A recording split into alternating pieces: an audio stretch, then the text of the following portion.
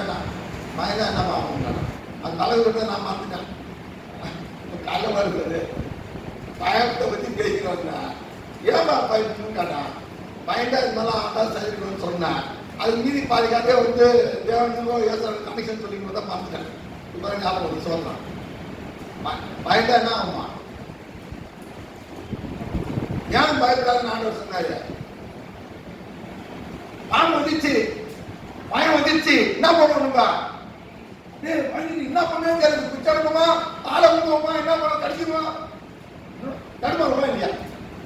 நிதானமா ஒரு குச்சி போயிட்டு ஒன்று ஆயிடுச்சு.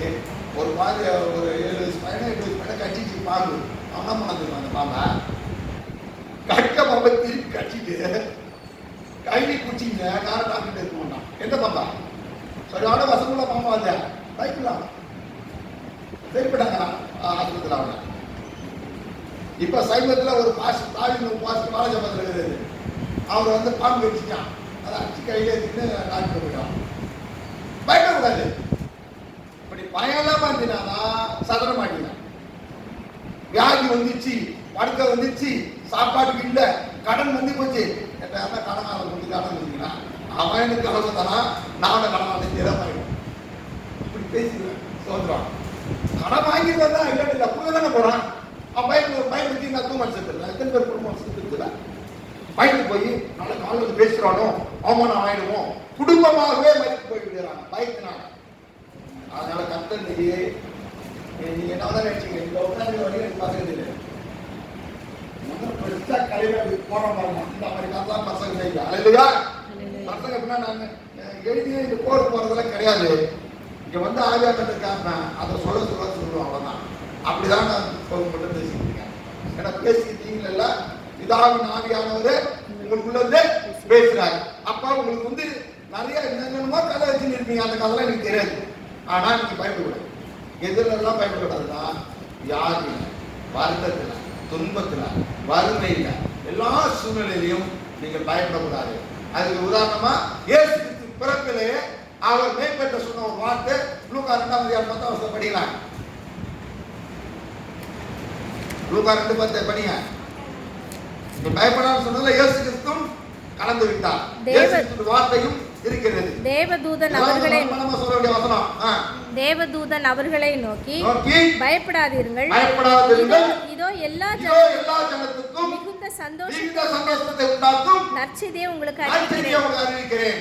அவர் சொன்ன வார்த்தையில முதல் ஹைலைட்டான வார்த்தை நீ பயப்படாத.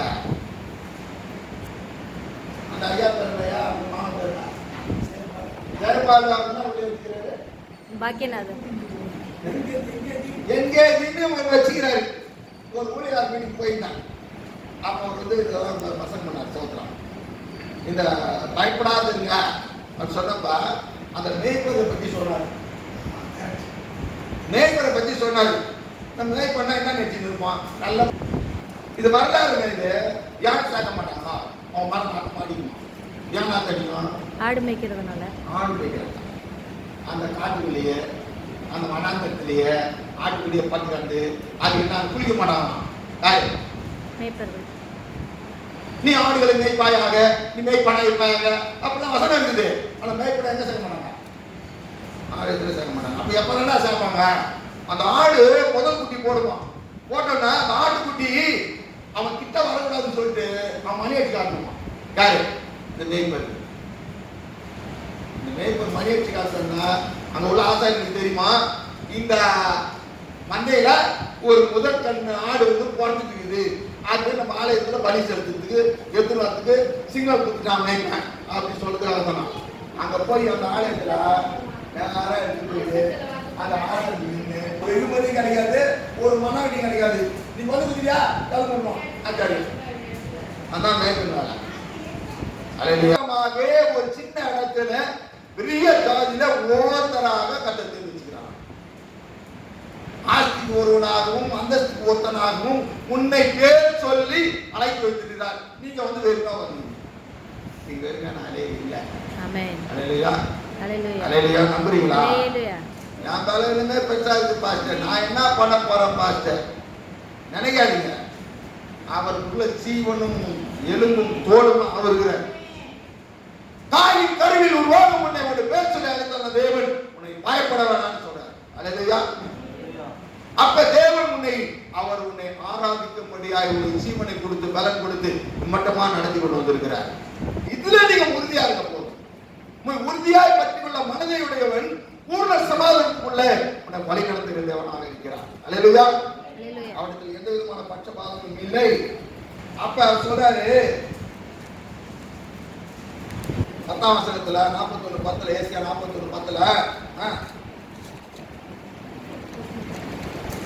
நீ பயப்படாதே, நான் உன்னுடனே இருக்கிறேன், திகையாதே, நான் உன் தேவன், நான் உன்னை பலப்படுத்தி உனக்கு சகாயம் பண்ணுவேன், என் நீதியின் வலது கரத்தினால் உன்னை தாங்குவேன். நீதியின் வலது கரத்தினால் உன்னை தாங்குவேன்.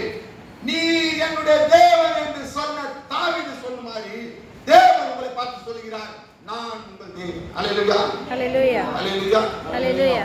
அவர் நான் உங்கள் தேவன் சொல்றாரு. ஏமா உரிமையா எடுத்துக்க மாட்டேன்றீங்க?